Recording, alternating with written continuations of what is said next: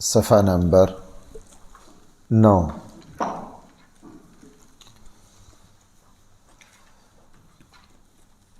آیت نمبر ہے 100۔ آیت نمبر ہے 100۔ بسم اللہ الرحمن الرحیم۔ الحمد للہ رب العالمین، والصلاة والسلام على سید الانبیاء والمرسلین وعلى آلہ واصحابہ اجمعین۔ اما بعد فاعوذ باللہ من الشیطان الرجیم۔ بسم اللہ الرحمن الرحیم۔ وعرضنا جہنم یومئذ للکافرین عرضا الذین كانت اعینهم فی غطاء عن ذکری وكانوا لا يستطيعون سمعا افحسب الذین كفروا ان يتخذوا عبادی من دونی اولیاء انا اعتدنا جہنم للکافرین نزلا قل هل ننبئكم بالاخسرین اعمالا الذین ضل سعیهم فی الحیاة الدنیا وهم يحسبون انهم يحسنون صنعا۔ صدق اللہ مولانا العظیم۔ وعرضنا جہنم یومئذ للکافرین عرضا، ہم کافروں کو قیامت والے دن جہنم کے بالکل سامنے جہنم پر پیش کریں گے۔ ہم کافروں کو 100% جہنم کے سامنے پیش کریں گے۔ یہ عذاب سے پہلے عذاب ہوگا۔ ان کو دکھایا جائے گا کہ تمہارا ٹھکانہ یہ ہے۔ اسی صورت میں پیچھے گزرا ہے وَرَأَى الْمُجْرِمُونَ النَّارَ فَظَنُّوا أَنَّهُمْ مُوَاقِعُوهَا وَلَمْ يَجِدُوا عَنْهَا مَصْرِفًا، کہ یہ کافر، یہ مجرم لوگ جب آگ کو دیکھیں گے یہ سمجھ جائیں گے کہ اب ہمیں اس میں پھینکا ہی جائے گا، ہم اس سے بھاگ نہیں سکتے۔ یہ کافروں کے، مجرموں کی سزا اور عذاب کے بڑھاوے کی ایک شکل ہے۔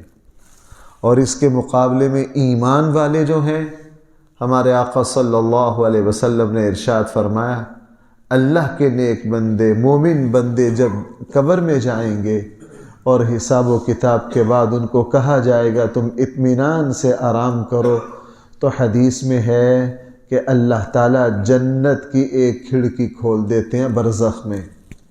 اللہ تعالیٰ جنت کی ایک کھڑکی کھول دیتے ہیں برزخ میں، اور وقتاً فوقتاً ان اپنے بندوں کو اللہ تعالی برزخ سے ہی، برزخ ایک جہان ہے، جس طرح ہم دنیا ہے، دنیا ایک جہان ہے، برزخ ایک جہان ہے۔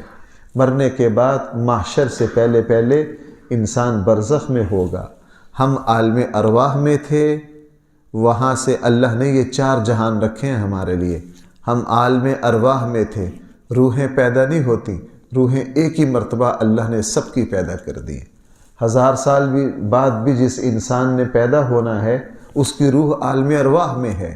حدیث مبارکہ میں ہے کہ جب بچہ جسمانی طور پر رحم مادر میں 4 ساڑھے 4 مہینے کے مراحل طے کر لیتا ہے، پھر اللہ تعالیٰ وہاں سے وہ پروگرام روح کا جو ہے وہ اس جسم میں انسٹال کر دیتے ہیں۔ اب وہ روح یہاں آ گئی تو اس جسم کو پر لگ جاتے ہیں، اس کو سمجھ آ جاتی ہے۔ اب وہ عالم ارواح ہے، وہاں روحیں ہیں، یہ عالم دنیا ہے۔ اور پھر جب موت آتی ہے تو پھر تیسرے جہان کی طرف انسان منتقل ہوتا ہے، بھائی جس کو کہا جاتا ہے عالم برزخ۔ اور جب حضرت اسرافیل سور پھونکیں گے، عالم برزخ سے نکل کر ساری دنیا کس جہان میں منتقل ہو جائے گی؟ عالم محشر میں۔ اور عالم محشر میں فیصلے کے بعد جن کے نصیب میں جنت ہے وہ عالم جنت میں چلے جائیں گے، اور جن کے نصیب میں سزائیں ہیں وہ عالم جہنم میں چلے جائیں گے۔ یہ اللہ نے مراحل رکھے ہیں۔ تو فرمایا کہ جو اللہ کے نیک بندے قبر میں ہوں گے، برزخ میں ہوں گے، اللہ تعالیٰ جنت کی کھڑکیوں میں سے ایک کھڑکی کھول دیں گے، دن رات ان کو ان کے جنت کے اعلیٰ بالا خانے اور مہمان خانے اور محل دکھائے جائیں گے، ان کے شوق کو بڑھایا جائے گا۔ اور میں نے آپ سے کئی مرتبہ یہ بات عرض کی ہے، وہ مشہور انصاری صحابی غزوہ بدر احد میں حضور نے جن کے بارے میں فرمایا تھا ان کا پتہ کرو، اور وہ احد کے کنارے پر تھے۔ جب اللہ کے نبی کے نمائندہ صحابی پہنچے، خیریت پوچھی تو بھائی انہوں نے کیا کہا تھا؟ میں جنت کی خوشبو احد پہاڑ سے محسوس کر رہا ہوں، اللہ تعالیٰ دکھا دیتے۔ یہاں کافروں کا تذکرہ ہے، فرمایا وَعَرَضْنَا جَهَنَّمَ، ہم پیش کریں گے ان کافروں کو قیامت والے دن جہنم پر عرضا، بالکل کھلم کھلا۔ الذین کان، یہ کون لوگ تھے؟ ان کا جرم کیا تھا؟ الذین کانت اعینہم فی غطاء عن ذکری، یہ وہ لوگ تھے جن کی آنکھیں پردے میں تھیں میری یاد سے، جنہوں نے آنکھیں بند کر لی تھی میری یاد سے، سارا کچھ مجھ سے لے کے مجھے پہچانتے ہی نہیں تھے، سارا نعمتیں میری استعمال کی اور مجھے ماننے سے بھائی کیا کر دیا؟ انکار کر دیا۔ میری یاد سے یہ غافل تھے، مجھے نہ پہچانا، انکار کیا، اللہ فرما رہے۔ اس کی وجہ سے کیا ہوگا؟ ان کو جہنم میں۔ وَكَانُوا لَا يَسْتَطِيعُونَ السَّمْعَ، اور ان کی صورتحال یہ تھی جیسے سنتے ہی نہیں تھے، جیسے سنتے ہی نہیں تھے۔ أَفَحَسِبَ الَّذِينَ كَفَرُوا، کیا کافر یہ سمجھ بیٹھے ہیں، یہ گمان کر لیا ہے کافروں نے، أَن يَتَّخِذُوا عِبَادِي مِن دُونِي أَوْلِيَاءَ، کہ میرے بندوں کو میرے مقابلے پر مجھے چھوڑ کر اپنا دوست، اپنا یار بنا لیں گے۔ یہ کیسے ہو سکتا ہے جناب؟ کافروں کو تو چھوڑیے، ہمارے یہاں ہو کیا رہا ہے؟ یہ کون ہے جی؟ یہ پیران پیر شاہ عبد القادر جیلانی ہیں، اللہ کے مقرب بندے، اللہ کے ولی ہیں، یہ بڑے بڑے سارے اللہ کے اولیاء ہیں۔ اب ایسا نہیں ہو سکتا کہ جناب ان کی قبروں پر جا کر اللہ کو چھوڑ کر ان سے یہ رانہ کر لو۔ اللہ فرمائیں گے میرے بندوں کو مجھ سے جدا کر کے تم ان سے تعلق رکھ نہیں سکتے۔ ہاں، اور یہ بھی ایک بے وقوف کو بات سمجھ نہیں آتی کہ جناب یہ جن بڑے بڑے اولیاء اللہ کے مزارات پر جا رہے ہو، ان کو جو نام اور شہرت دی ہے، ان کو جو عزت و مقام دیا ہے، بھائی وہ بھی کس نے دیا؟ وہ بھی اللہ نے دیا ہے۔ بندہ اللہ کی نعمت کو نہ بھولے۔ مجھے حضرت عائشہ رضی اللہ عنہا کے اس ارشاد سے بہت سبق ملتا ہے مجھے اور آپ کو۔ جس وقت تہمت لگی، جب آخری مرحلہ آیا، اللہ کے نبی گھر تشریف لائے اور یہ کہا کہ عائشہ اگر تجھ سے کوئی غلطی ہو گئی ہے تو اللہ سے معافی مانگ لیجیے، اللہ معاف کر دیں گے۔ حضرت عائشہ فرماتی ہیں کہ میں تو پہلے ہی غم میں تھی، میرا دل پھٹا جا رہا تھا، لیکن اس وقت تو مجھے یوں لگا کہ بس اب میری نبض رک جائے گی۔ میں اپنے والد اور حضور کے پاس سے غصے سے اٹھ کر چلی گئی، اور مجھے یہ دکھ کا ایسا غصہ آیا کہ میں یعقوب علیہ السلام کا نام بھی بھول گئی۔ میں نے یہ کہا کہ میں وہی کام کرتی ہوں جو یوسف علیہ السلام کے والد نے کیا تھا، یعنی فصبر جمیل، میں صبر کرتی ہوں۔ غصے کی وجہ سے میں نام بھی حضرت یعقوب علیہ السلام کا بھول گئی، وہاں سے اٹھ کر دوسرے کمرے میں چلی گئی۔ اتنے میں رسول اللہ صلی اللہ علیہ وسلم پر وحی کے اثرات شروع ہو گئے۔ میں سمجھ گئی کہ میں اب جتنا پس گئی ہوں، میرا اللہ میری ضرور مدد کرے گا۔ اور رسول اللہ صلی اللہ علیہ وسلم پر جب وحی کی کیفیت ختم ہوئی تو رسول اللہ صلی اللہ علیہ وسلم سورہ نور کا دوسرا اور تیسرا رکوع پڑھ کے سنایا، جو حضرت عائشہ رضی اللہ عنہا کی تطہیر اور پاکیزگی پر ہے۔ جو بات مجھے آپ کو سنانی تھی، جس وقت یہ آیات اتری تو سارا معاملہ کلیئر ہو گیا۔ تو صدیق حضرت عائشہ رضی اللہ عنہا کے والدین نے عرض کیا آپ اللہ کے حبیب کا شکریہ ادا کریں، تو حضرت عائشہ نے کیا فرمایا تھا؟ نہیں، میں اس رب کا شکریہ ادا کروں گی جس نے آسمان سے میری برات اتاری، میری برات اتاری۔ وہاں سبق دے دیا کہ تمہیں اللہ اس آیت میں یہ فرما رہے ہیں میرے بندوں سے بھی تمہیں جو ملتا ہوا نظر آئے گا وہاں دھوکہ نہ کھانا، وہاں دھوکہ نہ کھانا۔ ان کے پیچھے بھی کون ہوگا؟ اللہ ہوگا۔ ہمیں رسول اکرم صلی اللہ علیہ وسلم سے جو انوار و برکات ملے بھائی ان کے پیچھے کون ہے؟ منبع خیر، منبع مرکز تو اللہ تعالیٰ ہے۔ منبع مرکز اور منبع خیر بھائی کون ہے؟ فرمایا تم میرے بندوں کو چھوڑ، الذین کانت، فرمایا افحسب الذین کفروا، کیا گمان کرتے ہیں کافر لوگ، ان یتخذوا عبادی، کہ یہ بنا لیں گے میرے بندوں کو، من دونی، میرے ہی مقابلے پر اپنا ولی۔ یہ کیسے ہو سکتا ہے کہ یہ مجھے چھوڑ کر تم جبرائیل سے مدد لے لو؟ یہ کیسے ہو سکتا ہے؟ یہ کیسے ہو سکتا ہے کہ تم مجھے چھوڑ کر حضرت عیسیٰ سے مدد لے لو؟ یہ کیسے ہو سکتا ہے؟ سوال ہی پیدا نہیں ہوتا۔ انا اعتدنا جہنم للکافرین نزلا، بے شک ہم نے تیار کر لی ہے جہنم کافروں کے لیے، نزلا، بطور مہمانی، بطور مہمانی۔ قل هل ننبئکم، اے ہمارے پیغمبر، اے رسول صلی اللہ علیہ وسلم آپ ان سے کہیے، هل ننبئکم بالاخسرین اعمالا، کیا میں تمہیں بتلاؤں کہ عملوں کی تباہی کیا ہے، کون سے عمل برباد ہوں گے؟ بھائی یہ ایتے میری اور آپ کی اتنے کام کی ہیں، بھائی توجہ کرنا۔ اس سے دیکھو یہاں کیا لفظ ہے؟ اعمالا، بتایا کہ میں تمہیں بتاؤں کہ تمہارے عمل کیسے ضائع ہوں گے، محاورتاً یوں ترجمہ کر سکتا ہوں میں سمجھانے کے لیے۔ اعمال ضائع ہو گئے، اعمال کسے کہتے ہیں بھائی؟ کچھ کیا تھا ضائع ہو گئے، کچھ کمایا تھا وہ کیا ہو گیا؟ کیسے جی؟ الذین ضل سعیہم، یہ وہ لوگ تھے جن کی ساری بھاگ دوڑ دنیا کی زندگی کے لیے تھی۔ وہم یحسبون انہم یحسنون صنعا، وہ سمجھے کہ ہم بہت اچھا کر رہے ہیں۔ اب ذرا اس بات کو سمجھیے، قرآن کریم نے حضور سے ارشاد فرمایا اے ہمارے حبیب لوگوں کو بتلائیے کہ ان کے عمل کیسے ضائع ہوں گے۔ نمبر ایک، ان لوگوں کی ساری کاوشیں، ساری محنتیں ضائع ہو جائیں گی جن کی ساری بھاگ دوڑ صرف کیا ہے؟ اس سے کیا پتہ چلا جو آخرت کو نہیں مانے وہ جتنی چاہے نیکیاں کرے وہ معتبر؟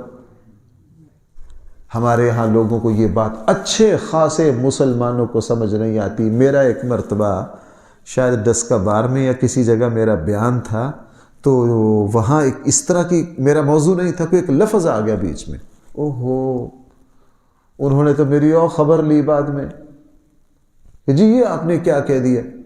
اس وقت کراچی کی کوئی انگریز خاتون جو تھی اس کا انتقال ہوا تھا، جی وہ جنت میں نہیں جائیں گے۔ تو میں نے ان کے ساری باتیں سن کر میں نے کہا، میں نے 8-10 آیتیں پڑھ دی، میں نے ان کا ترجمہ کر کے میں کہا یہاں مسجد میں قرآن ہوگا، کسی کا ترجمہ لے آئیں۔ اگر اللہ یہ کہہ رہے ہیں نا جو آخرت پر ایمان نہیں لائے گا وہ دنیا میں جو چاہے نیک اعمال کرے، میں نے نہیں کہا کہ میں اس کو ڈیفنس میں پلاٹ نہیں دوں گا، یہ میرا اعلان نہیں ہے، اللہ نے کہا ہے کہ میں اپنی جنت میں اس کو، تو لڑائی اللہ سے لو جا کے۔ اب میں نے 7-8 آیتیں سنائی نا، اب خاموش۔ میں نے کہا ہن کیوں چپ کر گئے؟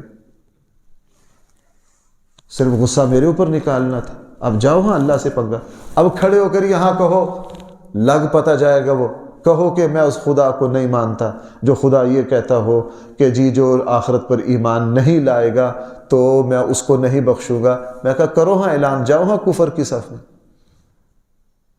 بھائی میں نے اس کے منہ بند کرنے کے لیے یہ بات کہی کہ اب اللہ کی بغاوت کرو نا، جو اللہ سے ٹکر لے گا، بڑے بڑے فرعونوں کو اس اللہ کو دیکھنا آتا ہے، اس اللہ کے سامنے کسی کی کوئی اوقات نہیں، اس رب کے سامنے کسی کی کوئی مجال نہیں ہے۔ اس نے تو خدائی کے دعویٰ کرنے والوں کو پٹک پٹک کے سمندروں میں مارا، کوئی کچھ کر نہیں سکے، اس اللہ کے سامنے کس کی طاقت ہے؟ اس لیے بھائیو ذرا اب سمجھیے دوبارہ، نیک عمل ضائع ہو جاتے ہیں اس شخص کے جو آخرت پر ایمان نہ رکھتا ہو، صرف دنیا ہی کے لیے کرتا ہو۔ اس لیے رسول اللہ صلی اللہ علیہ وسلم نے دعا مانگی، اللہم لا تجعل ہمنا لا تجعل الدنیا بالہم، کئی طرح کے الفاظ آتے ہیں، اے اللہ میری ساری بھاگ دوڑ دنیا کے لیے کبھی نہ بنانا، اے اللہ میرا مبلغ علم صرف دنیا کے لیے ہو، اے اللہ نہ، میرے علم کی انتہا یہ نہ رکھنا کہ میرا سارا مقصد کیا ہو؟ دنیا ہو۔ ادھر صورتحال اتنی ذہانت کی ہو کہ جب ڈسکا کی پیمائش کی باری آئے تو پورے ڈسکا کی تحصیل کو انچوں میں پیمائش کر دے، ادھر نماز پڑھنے کی جب باری آئے تو سبحانک اللہ زبان پہ نہ چڑھے۔ یہ ہے علم کی پہنچ کہاں تک؟ دنیا تک۔ ادھر انگریز کی زبان میں پی ایچ ڈی کر لی، قرآن کی 4 سورتیں نہ آئیں۔ یہ بھائی کیا ہے؟ اس علم کی معراج صرف کیا ہے؟ دنیا۔ اللہ کے نبی نے دعا مانگی، ہے اللہ میری ساری بھاگ دوڑ دنیا کے لیے اور میرے علم کی ساری پہنچ کس کے لیے ہو؟ اے اللہ میرے اوپر یہ نوبت نہ آنے دینا۔ نمبر 2، ارتداد سے بھی آدمی کے سارے اعمال ضائع ہو جاتے ہیں۔ اسلام لانے کے بعد جس نے دوبارہ کفر اختیار کیا بھائی، اس کے سارے عمل کیا ہو جاتے ہیں؟ ضائع ہو جاتے ہیں۔ حقوق العباد سے بھی بندے کے سارے عمل کیا ہو جاتے ہیں؟ ضائع ہو جاتے ہیں۔ اس رکوع میں بھی، اس صورت میں بھی میں نے اس طرح کی احادیث آپ کے سامنے عرض کی تھی۔ نمبر 4، قرآن فرما رہا لا تبطلوا صدقاتکم بالمن والاذی، دوسروں کو مہربانی کر کے پھر اس نیکی کا تانا دینا، میں نے فلاں موقع پر تیرے لیے یہ کیا تھا، یہ جو تانا ہے اس سے بھی بھائی پچھلا عمل کیا ہو جاتا ہے؟ ضائع ہو جاتا ہے، پچھلا عمل ضائع ہو جاتا ہے۔ اس لیے اپنی نیکیوں کو بچانا یہ ہر مسلمان کے لیے ضروری ہے۔ حقوق العباد تو بھائیو ایسا خطرناک معاملہ ہے، میں نے اس جمعے اور اس سے پچھلے جمعے میں عرض کیا تھا کہ شہید کی شہادت کو بھی حقوق العباد جو ہیں وہ برباد کر دیں۔ حدیث میں ہے اللہ تعالیٰ ایک صاحب شہید ہوئے، صحابہ اکرام نے پوچھا اللہ کے نبی یہ تو اپنی جان وار گئے ہیں، یہ جنتی ہیں؟ فرمایا ہاں جنتی ہیں اگر کسی کا حق نہ مارا ہو۔ اور ایک صاحب کے بارے میں فرمایا کہ یہ شہید ہو گئے ہیں، ایک چادر جو مال غنیمت میں سے غبن کر کے لی تھی اس کی وجہ سے ان کا جنت کا داخلہ روک دیا گیا ہے، جنت کا داخلہ۔ اس لیے بھائیو اپنے عملوں کو برباد ہونے سے بچانا۔ ایک تو ہم عمل کرتے نہیں، نمبر 2 اگر کر لیتے ہیں پھر ہم اس کی بربادی، جیسے وہ امام غزالی نے مثال دی ہے نا، ایک صاحب سارا دن مزدوری کرتے رہے اور شام کو مزدوری جیب میں لے کر آئے، جب گھر آ رہے تھے اس کی حفاظت نہیں کی، کسی چور نے نکال لی، تو یہ اس کا ڈبل نقصان ہوا ہے، پیسے بھی گئے اور سارے دن کی محنت بھی بھائی کیا ہو گئی؟ ضائع ہو گئی۔ یہاں فرمایا حبط عمل سے اپنے آپ کو بچانا۔ اولئک الذین کفروا، یہ وہ لوگ تھے جو انکار کرتے تھے اپنے رب کی آیات کا، وَلِقَائِهِ، اور انکار کرتے تھے اپنے رب کی ملاقات کا۔ بھئی اب وہ لفظ آ گیا جس کی میں نے تشریح کیا، فَحَبِطَتْ أَعْمَالُهُمْ، ان کے عمل کیا ہو جائیں گے؟ ضائع ہو جائیں گے۔ عمل ہوں گے تو ضائع ہوں گے نا، اس سے یہ پتہ چلا ان کے عمل تھے، ان کے کیا تھے؟ ان کے عمل تھے۔ فَلَا نُقِيمُ لَهُمْ يَوْمَ الْقِيَامَةِ وَزْنًا، یہ تو کہا کرتے، اللہ تعالیٰ نے فرمایا فَلَا نُقِيمُ، ہم ان کے لیے قیامت والے دن میزان قائم ہی نہیں کریں گے، چونکہ یہ اتنے کھوٹے سکے ہوں گے کہ کسی طرح کی گنتی کے قابل ہی نہیں ہوں گے۔ ذَلِكَ جَزَاؤُهُمْ، یہ ان لوگوں کا بدلہ جہنم ہوگا۔ کیوں؟ انہوں نے کفر کیا۔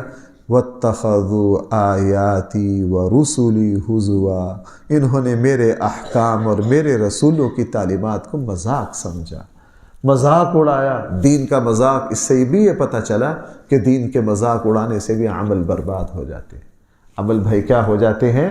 برباد۔ اس لیے میں جب وہ آیت پیچھے گزری تھی، من جاء بالحسنۃ، جو نیکی لائے گا ایک کے بدلے 10 دیں گے، من جاء بالحسنۃ فلہ عشر امثالها، جو نیکی وہاں جا کا لفظ ہے، علماء نے کہا یہاں جا کا کیا مطلب؟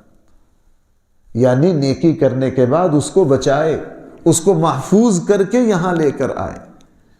قرآن یہ بھی کہہ سکتا تھا من احسن، من حسن، من فعل بالحسنى، کوئی بھی تعبیر لائی جا سکتی تھی، نہیں، فرمایا من جاء بالحسنۃ، جو نیکی کر کے کیا کرے گا؟